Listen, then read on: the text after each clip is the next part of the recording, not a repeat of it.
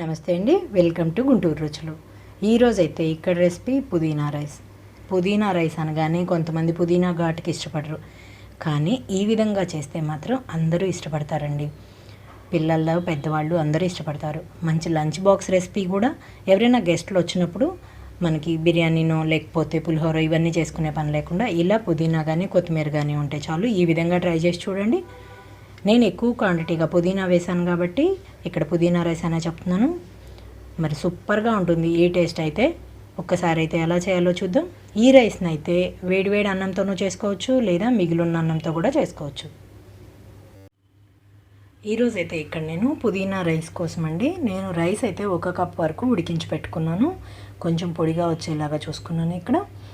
ఇక్కడ పుదీనా రైస్లోకి పుదీనా తీసుకున్నాను. నేను పుదీనా వచ్చేసి నేను 1/2 కప్ ఉండేలాగా చూసుకున్నాను. మళ్ళీ ఎక్కువ డామినేట్ చేయకుండా చూసుకోవాలి. అలాగే 3 పచ్చిమిరపకాయలు కూడా, కొంచెంగా కొత్తిమీర ఒక 2-3 రెమ్మల వరకు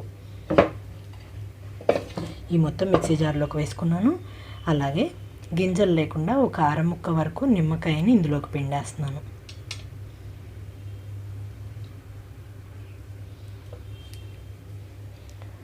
మెత్తగా గ్రైండ్ చేస్తున్నాను. చూసారు కదా, పక్కన పెట్టేస్తున్నాను. దీంతో పాటుగా ఒక 1/2 స్పూన్ వరకు గరం మసాలా, హోమ్మేడ్ గరం మసాలా అండి. కొంచెం ఘాటుగా ఉంటుంది కాబట్టి తక్కువ తీసుకున్నాను. మీరు బయట తీసుకొచ్చే గరం మసాలా అయితే 1/2 స్పూన్ వరకు కూడా ఈ రైస్ క్వాంటిటీకి అయితే వేసుకోవచ్చు. అల్లం వెల్లుల్లి పేస్ట్ ఒక 1/2 స్పూన్ వరకు తీసుకున్నాను.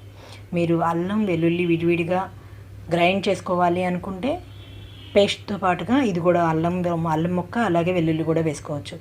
ఒక 3 వెల్లుల్లి రెమ్మలు, ఒక చిన్న అల్లం ముక్క అయితే సరిపోతుంది. తాలింపు గింజలతో పాటుగా ఒక ఉల్లిపాయనైతే ఇలా నిలువుగా స్లైసెస్ లాగా కట్ చేసుకున్నాను. తాలింపు పెట్టుకుంటున్నాను. ఇక్కడైతే స్టవ్ ఆన్ చేసి పాన్ పెట్టుకున్నాను. ఇందులోకి వచ్చేసి నేను ఆయిల్ తీసుకుంటున్నానండి. 3 స్పూన్ల వరకు ఆయిల్ తీసుకున్నాను ఇందులోకి. ఇక్కడ లో ఫ్లేమ్లోకి టర్న్ చేస్తున్నాను. ఆయిల్ కాగిన వెంటనే ఇందులోకి కొంచెంగా ఆవాలు, అలాగే 1 స్పూన్ వరకు జీలకర్ర వేస్తున్నాను.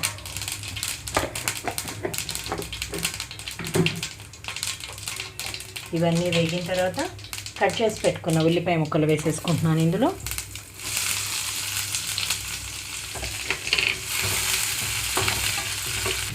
ఇక్కడ ఉల్లిపాయ ముక్కలు కొంచెం దోరగా వేగిపోవాలి. ఉల్లిపాయ ముక్కలు వేగేటప్పుడే ఇందులోకి అల్లం వెల్లుల్లి పేస్ట్ కూడా వేసేసుకుంటున్నాను.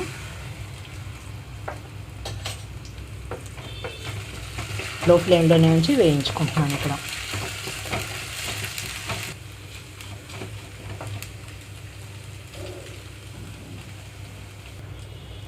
చూడండి, 2 నిమిషాల తర్వాత ఉల్లిపాయలన్నీ చక్కగా లైట్ గోల్డెన్ కలర్కి మారేటప్పుడే అల్లం వెల్లుల్లి కూడా అంటుకున్నట్లుగా అనిపిస్తుందండి. ఇలా వచ్చే వరకు ఉండాలి మనం. ఇప్పుడు ఇందులోనే పేస్ట్ వేసేసుకుంటున్నాను.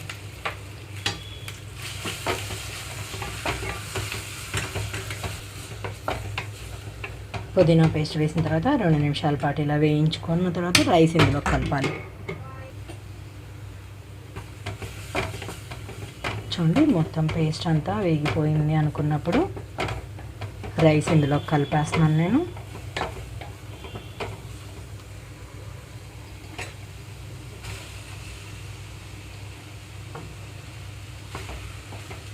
లో ఫ్లేమ్లోకి టర్న్ చేసి రైస్ కలిపేస్తున్నాను. రైస్ కలిపేటప్పుడే ఇందులోనే గరం మసాలా పౌడరు, అలాగే సాల్ట్ వేయలేదు కాబట్టి రుచికి తగినట్లుగా సాల్ట్ కూడా వేసేసుకుంటున్నాను.